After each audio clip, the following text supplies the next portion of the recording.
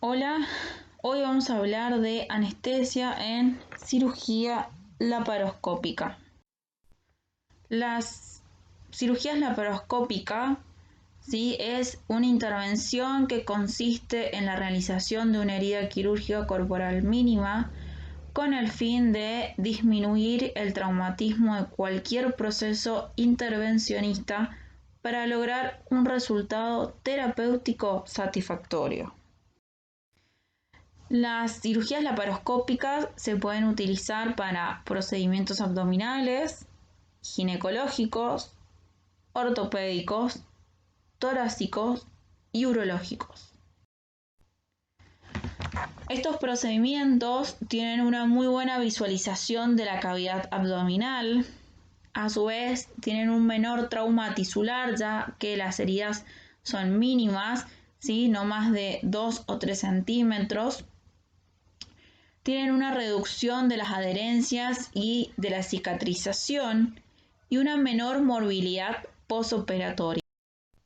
Los efectos adversos de estos procedimientos o este tipo de cirugías es la disminución de la compliance pulmonar, el aumento de la presión intracraneal, aumento de la presión intraabdominal, disminución del retorno venoso y efisemas subcutáneos. Estos efisemas por ningún motivo van a comprimir la vía aérea, por lo consiguiente no es una contraindicación para la extubación, ¿sí? En ningún momento van a afectar la ventilación de este paciente. Las contraindicaciones son pacientes con coagulopatías, sepsis, insuficiencias cardíacas crónicas, insuficiencias respiratorias, inestabilidad hemodinámica, ilio paralítico mecánico, peritonitis generalizada, aumento de la presión intracraneal, infección de la pared, procedimientos abdominales múltiples previos, más si estos han sido de manera convencional, ya que pueden llegar a tener muchas adherencias y cuando se introduce la aguja de Veres para generar el neumoperitoneo, esta, como se introduce a ciegas, puede perforar una parte del intestino o algún vaso y generar una hemorragia interna. Por eso está contraindicado si ha tenido varios procedimientos y más de todo de modo convencionales. Y obviamente el embarazo dentro del primer trimestre. El neumoperitoneo es la presencia de aire en la cavidad peritoneal. La inducción de este es quizás una de las etapas más importantes para este tipo de cirugías. Para poder ingresar a la cavidad abdominal y tener una buena visualización, se genera una cavidad quirúrgica. Para esto lo hacemos a través de una aguja de Veres que se puede observar en la primera imagen y esta a su vez va a ir conectada a un insuflador que con el dióxido de carbono, que es el gas que se proporciona, va a generar una presión suficiente intraabdominal para generar este espacio quirúrgico. La aguja de Veres se introduce principalmente por vía umbilical, pero se puede hacer en el hipocondrio izquierdo, en las fosas ilíacas o por vía transvaginal. Cuando esta aguja se ingresa por vía umbilical, se realiza una pequeña incisión, ¿sí?, en el borde inferior, ya que en este punto el peritoneo está íntimamente adherido a la aponeurosis que conforma la línea alba, por lo cual es el punto de menor grosor del abdomen y eso facilita la penetración de la cavidad abdominal y la disminución de los riesgos. Una vez que se ingresó la aguja, ¿sí?, dijimos que se va a conectar a este insuflador y va a proporcionar un flujo de 4 a 6 litros por minuto hasta alcanzar una presión de 10 a 20 milímetros de mercurio.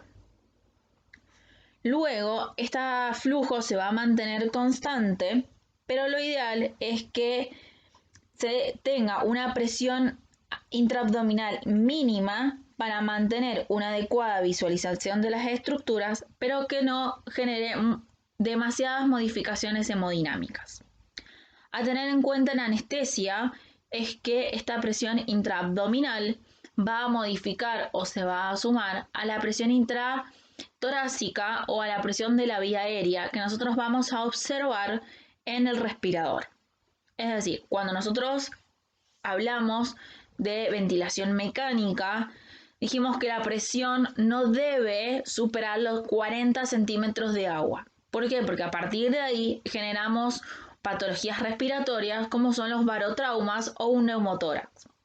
Por lo consiguiente, cuando se empiece a generar este neumoperitoneo, esta presión intraabdominal va a hacer que se modifique la presión intratorácica aumentándola. Por lo consiguiente, tenemos que estar muy atentos a la presión de la vía aérea mientras se va generando el neumoperitoneo. Cuando se genera este espacio quirúrgico, esta presión intraabdominal lo que va a hacer es desplazar los órganos y el diafragma. Durante la anestesia, en las cirugías laparoscópicas, se desarrolla una serie de cambios fisiopatológicos que dependerán de la insuflación de dióxido de carbono dentro de la cavidad abdominal, produciéndose alteraciones hemodinámicas, respiratorias, metabólicas y en otros sistemas, los cuales debemos tener en cuenta para su mejor manejo y conocer sus probables complicaciones. El gas que se usa para inducir el neumoperitoneo es el dióxido de carbono, por su alta solubilidad, gran capacidad de difusión y ser fisiológicamente y farmacológicamente inerte. Bien, entonces como dijimos, tiene una alta solubilidad sanguínea, una gran capacidad de difusión, una rápida eliminación por la vía respiratoria, una absorción peritoneal mínima, incapacidad para apoyar la combustión y, como mencionamos anteriormente, esta insuflación con dióxido de carbono, lo ideal es entre 10 a 12 milímetros de mercurio, pero no debe superar los 20 milímetros de mercurio porque no solo colapsa la vena cava, sino como dijimos, vamos a superar esta presión de la vía aérea y vamos a generar estas complicaciones respiratorias. Los cambios hemodinámicos observados durante la cirugía laparoscópica van a estar determinados por los cambios de posición a que están sometidos los pacientes y por el efecto mecánico que ejerce la compresión del dióxido de carbono dentro de la cavidad peritoneal. Por esto, estos cambios también van a dar, como se dice, por la posición, van a estar aumentados o disminuidos en base al grado de inclinación que tenemos, la edad de nuestro paciente, el volumen intravascular, las cardiopatías concurrentes y el tipo de anestesia que se haya seleccionado. Bien, la posición que tiene el paciente en una cirugía de laparoscopía son dos, Trendelenburg o Trendelenburg invertido. A estas complicaciones que tiene el neumoperitoneo o estos efectos que genera el neumoperitoneo, tenemos que valorar y sumarle los efectos fisiológicos que tiene la posición por sí misma. La posición de Trendelenburg sabemos que aumenta la presión venosa central, aumenta el gasto cardíaco, aumenta la presión intracraneal y la presión intraocular, aumenta las atelectasias, disminuye la capacidad residual funcional y disminuye la distensibilidad pulmonar. En la posición de anti-Trendelenburg disminuye el gasto cardíaco, disminuye la presión arterial media y favorece los parámetros respiratorios al estar en una inclinación podálica 45 grados. La insuflación de dióxido de carbono en la cavidad abdominal y el aumento de la presión abdominal provocada por el neumoperitoneo son factores que influyen de manera particular en la función pulmonar.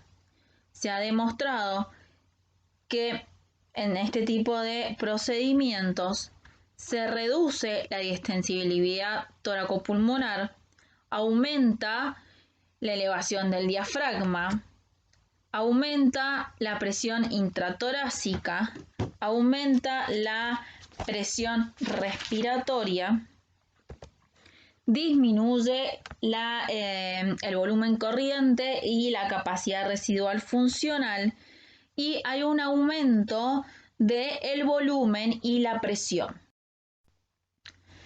Resumiendo, el neumoperitoneo genera un aumento de la presión intraabdominal con una elevación del diafragma. Esto va a producir que disminuya la compliance pulmonar, aumente la presión pico de la vía aérea y disminuya el volumen de reserva expirado. Estos parámetros, al modificarse, van a generar una atelectasia pulmonar, lo que va a llevar a una alteración de la relación ventilación-perfusión, consiguiendo una hipoxia, hipercapnia, y esto va a llevar a una acidosis respiratoria. Un aumento de la presión de dióxido de carbono la vamos a poder observar a los 15 minutos, ya que se genera una meseta de este gas. No debe superar el 25% de la concentración basal. Este ascenso va a depender también de la presión intraabdominal que tengamos. Un aumento del dióxido de carbono lo puede dar la absorción de este gas por la cavidad peritoneal o trastornos de la ventilación flujo en pacientes cardiorrespiratorios. Estos aumentos van a estar bien tolerados en pacientes con ASA 1 y 2 y se puede corregir aumentando la frecuencia respiratoria o el volumen tidal.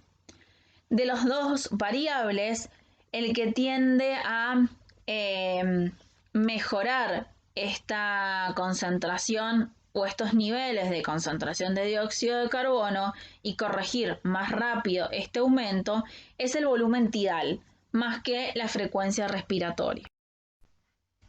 Las alteraciones respiratorias, como dijimos, van a ser la reducción de la distensibilidad torácico-pulmonar, la elevación del diafragma, el aumento de la presión intratorácica, el aumento de la presión de la vía respiratoria, disminución del volumen corriente, disminución de la capacidad residual funcional y un aumento de la ventilación flujo.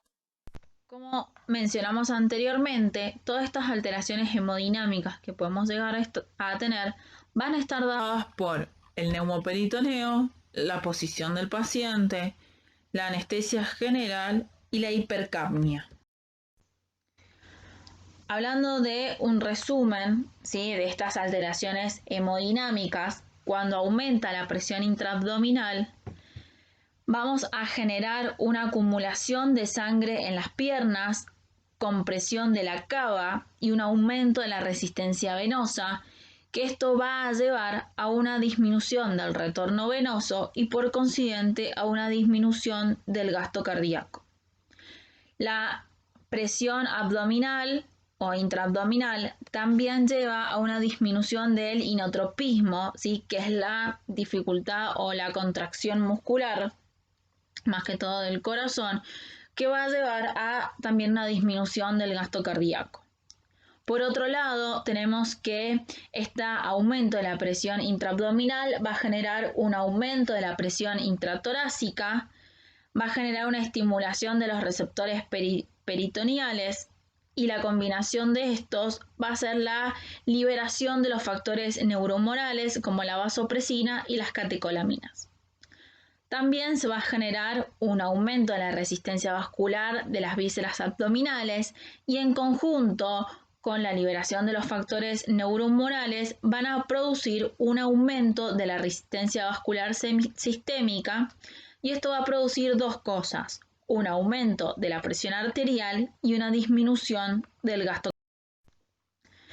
También dijimos que puede generar cambios en la función renal y metabólica. El aumento de la presión intraabdominal produce una elevación de la presión venosa central, la cual genera incremento de la presión capilar intraglomerular y en consecuencia disminuye la presión de perfusión renal y se ha detectado, ¿sí?, una disminución del flujo plasmático renal y de la tasa de filtración glomerular que lleva a una disminución de la diuresis y una oliguria. A su vez, todas estas modificaciones o estos cambios funcionales en el riñón van a generar la liberación o el aumento de la liberación de las hormonas renina, endotelina, vasopresina, catecolaminas y cortisol. También mencionamos que pueden haber cambios gastrointestinales.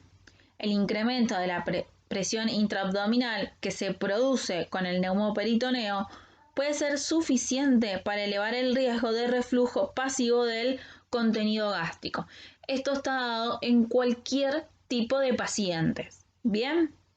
Pero los pacientes que tienen antecedentes de diabetes complicadas con gastroparesias, hernias diatales, obesidad o algún tipo de obstrucción de la salida gástrica son los más propensos a la aspiración de contenido gástrico, ¿sí? Entonces hay que tener mucha precaución, más que todo en el despertar de la anestesia. Los cambios hemodinámicos que vamos a tener van a generar un incremento del volumen sanguíneo cerebral. Este incremento va a estar dado por el aumento de la tensión arterial media, por la posición del paciente, por ejemplo, en este caso, Trendelenburg, donde tenemos una posición con una inclinación cefálica a 45 grados, un aumento de la presión venosa central y un aumento de la presión de dióxido de carbono. En la parte neurológica, ¿sí?, o del sistema nervioso central, el neumoperitoneo va a producir la elevación de la presión intraabdominal y la elevación diafragmática. Esto conlleva a la hipoxia y a la hipercapnia. La hipercapnia va a producir vasodilatación cerebral, aumentando el flujo cerebral y por ende aumento de la presión intracraneal.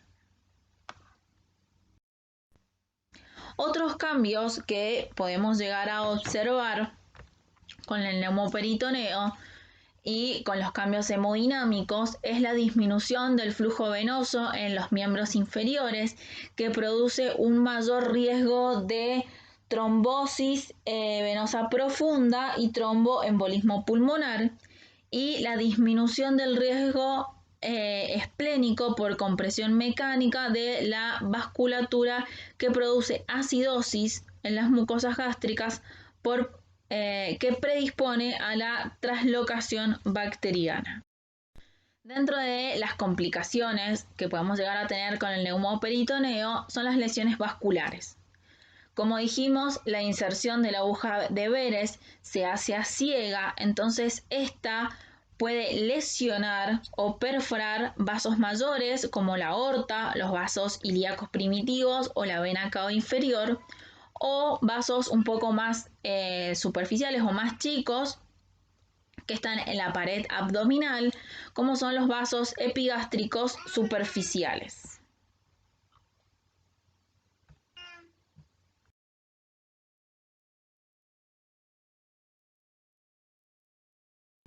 La formación del neumoperitoneo nos puede generar otras patologías o complicaciones como son el efisema subcutáneo, el neumotórax, capnotórax, neumomediastino, neumopericardio, embolia masiva por dióxido de carbono y una intubación endobronquial, ya que al aumentar la presión intraabdominal desplaza o disminuye en realidad la caja torácica y eso hace que se haga una intubación selectiva. Cuando hablamos de efisema subcutáneo, estamos hablando de insuflación extraperitoneal accidental. La podemos observar principalmente en el abdomen, tórax, cuello y cara, y también se puede desplazar hacia la región inguinal y genital. Lo podemos observar como una tumefacción o crepitación. Y al existir un efisema subcutáneo, habitualmente se produce un aumento de los niveles sanguíneos de dióxido de carbono, es decir, una hipercapnia. Por lo consiguiente, es importante corregir estos valores, ¿sí?, para evitar el tema de la acidosis. Cuando tenemos un efisema muy grande, se puede interrumpir el neumoperitoneo para que se vaya reabsorbiendo y luego se puede reanudar. También para evitar el efisema se debe usar una menor presión intraabdominal.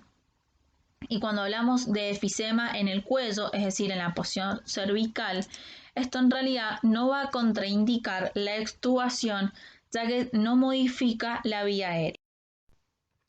Cuando hablamos de neumotórax, ¿sí?, que es otra complicación que puede haber, se debe sospechar los pacientes portadores de efisemas pulmonares o con bullas efisematosas y en aquellos con defectos congénitos diafragmáticos, como en el hiatus pleuroperitoneal, hiatus esofágico y otros que permitieron el paso del dióxido de carbono a la pleura.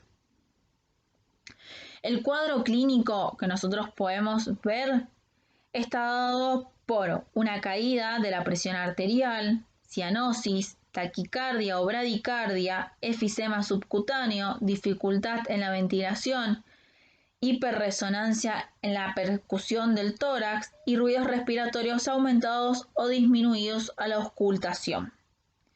Para prevenir el neumotórax se recomienda que la presión intraabdominal no sobrepase los 20 milímetros de mercurio.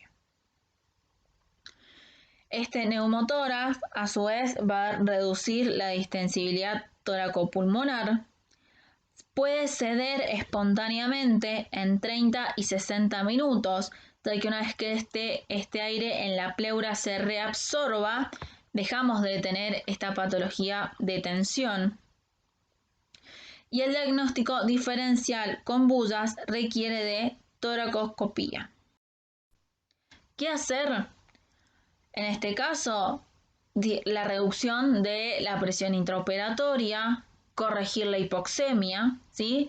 Esto lo vamos a hacer con la ventilación mecánica, aumentando la FiO2, ¿sí?, teniendo una mayor proporción de oxígeno.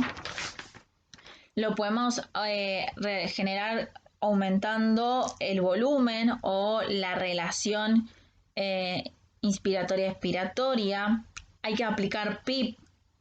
Hay que hacer una radiografía de tórax para evaluar en qué situación o en qué estado están estas pleuras o este hemotórax.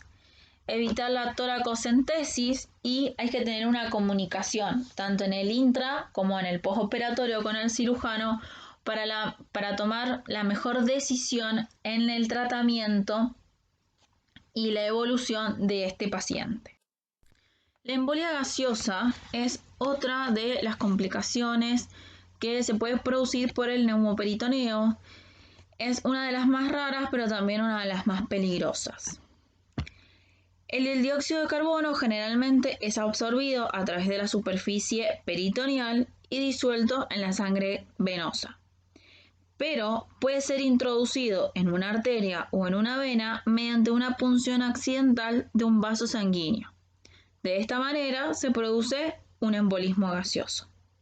El gas embolizado rápidamente llega a la vena cava y a la aurícula derecha, obstruyendo el retorno venoso, disminuyendo el gasto cardíaco y la presión arterial sistémica.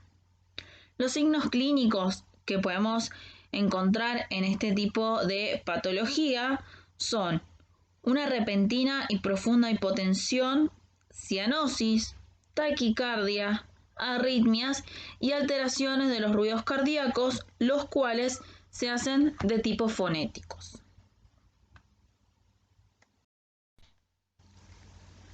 En la embolia gaseosa tenemos entonces la obstrucción del retorno venoso, la disminución del gasto cardíaco, la disminución de la concentración de dióxido de carbono, el colapso cardiovascular, como dijimos, taquicardia, arritmia, hipotensión, aumento de la presión venosa central y alteraciones de los ruidos cardíacos.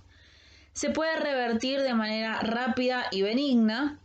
Y el dióxido de carbono que alcanza la circulación pulmonar no produce agregación plaquetaria ni broncoespasmos, como sí lo hace el aire. La dosis letal es 5 veces mayor que la del aire, donde esta es de 3 a 5 mililitros kilo.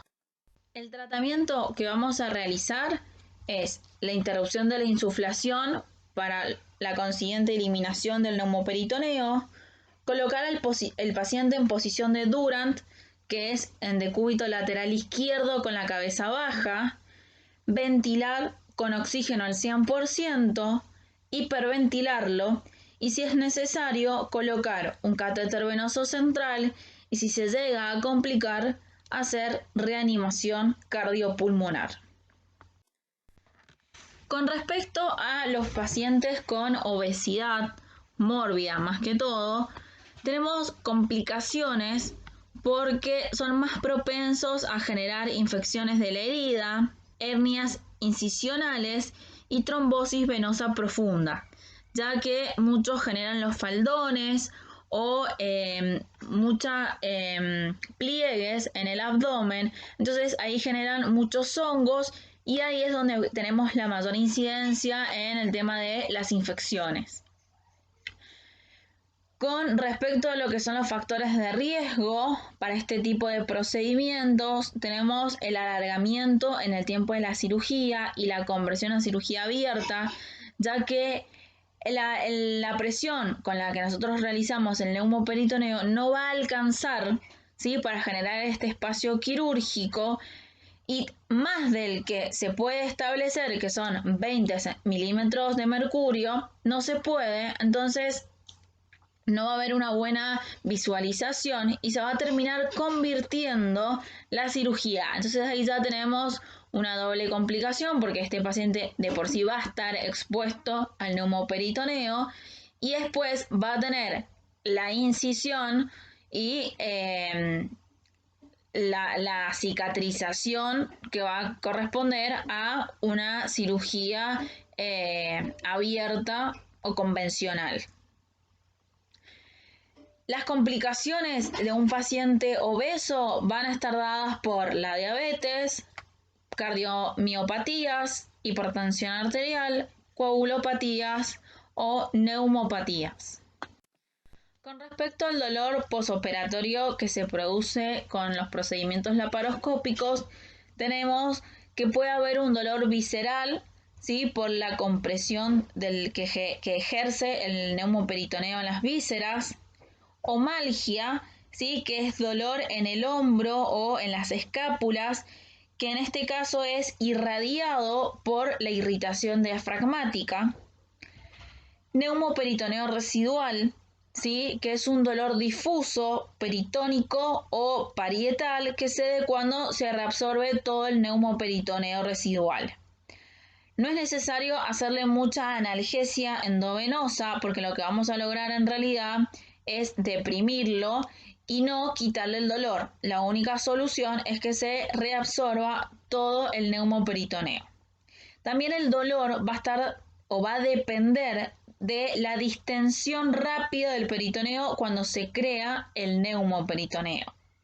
Y la infiltración previa de la piel con anestésicos locales en el área de la incisión bloquea el estímulo nociceptivo, evitando la hiperalgesia primaria y secundaria. Bien, hablando del manejo anestésico, tenemos que las indicaciones pueden ser, por ejemplo, para cirugías como la colecistectomía, que es la extracción de la vesícula, endometriosis, que es la extracción del endometrio, biopsia de ovarios, histerectomía, que es la extracción del útero, apendicitis aguda, adrenalectomía.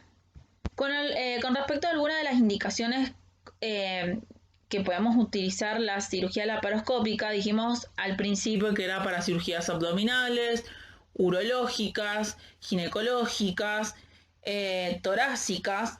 Bien, tenemos por ejemplo especificación la colecistectomía, que es la extracción de la vesícula, endometriosis, que es la extracción del endometrio, biopsia de ovarios, la histerectomía, que es la extracción del útero, apendicitis aguda, adrenalectomía, que es la extirpación de las glándulas suprarrenales o de algún tumor en las glándulas suprarrenales, obstrucción intestinales, nefrectomía, que es la extirpación de un riñón, neumonectomías, lobectomías, que estamos hablando acá de una porción o parte del pulmón, la esofaguectomía y las esplenectomías. Contraindicaciones. Dijimos coagulopatía, sepsis, insuficiencias cardíacas crónicas, insuficiencias respiratorias, inestabilidad hemodinámica, ilioparalítico mecánico, peritonitis generalizada, aumento de la presión intracraneal, infección de la pared, procedimientos abdominales múltiples previos y el embarazo durante el primer. Hablando un poco de la premedicación, va a ser igual que cualquier otro procedimiento, una sedación con una benzodiazepina como el midazolam, obviamente antibióticos. Vamos a utilizar un AINES como el diclofenac o el ketorolac. La diferencia acá es que vamos a tener un poco más de énfasis en lo que es náuseas y vómitos. Entonces acá podemos utilizar antieméticos un poco más potentes como son el ondansetron y el droperidol. También vamos a utilizar un glucocorticoide como la dexametasona, que aparte tiene una gran acción antiemética. Hablando de lo que es la monitorización, esta debe ser lo suficientemente efectiva para detectar los cambios tanto hemodinámicos como respiratorios que mencionamos anteriormente, así como también alertar sobre posibles complicaciones. La monitorización debe incluir el cardioscopio, ¿sí?, para medir la frecuencia y el ritmo cardíaco.